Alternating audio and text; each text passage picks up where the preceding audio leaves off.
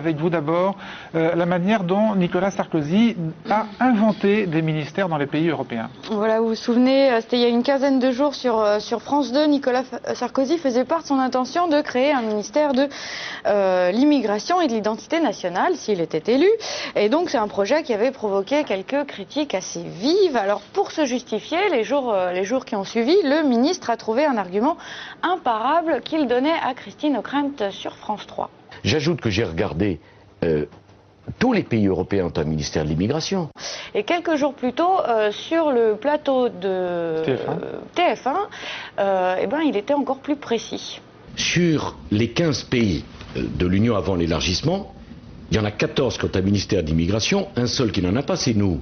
Voilà, donc on serait les seuls sur les 15 pays de l'ancienne Union avant l'élargissement à ne pas avoir un tel ministère. Donc j'ai fait un peu le tour des ambassades des 14 autres et c'est pas exactement ce qu'on m'a dit. Alors, pour être précise, en fait, sur les 14 pays de l'Union avant élargissement, il y a 8 pays qui ont un ministère, un secrétariat ou un secrétariat d'État ou un département, donc rattaché à un ministère, avec immigration dans l'intitulé, mais avec une philosophie quand même très différente. Par exemple, on a l'Espagne, qui a bien un secrétariat d'État chargé des questions d'immigration et d'émigration, mais celui-ci est rattaché au ministère du Travail et des Affaires sociales, et on m'a dit que c'était pour sortir d'un traitement uniquement policier des questions d'émigration.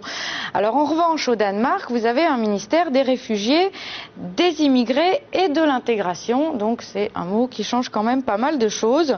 Donc parmi les 14, 6 n'ont aucun ministère ou secrétariat d'État spécifique. En fait, il y en a un seul qui a quelque chose qui se rapproche un peu de ce que M. Sarkozy propose. Ce sont les Anglais au Royaume-Uni, où il existe au sein du ministère de l'Intérieur un ministre délégué chargé des questions de nationalité, de citoyenneté et d'immigration. Voilà, merci beaucoup pour ces précisions. Les bons comptes font les bons candidats.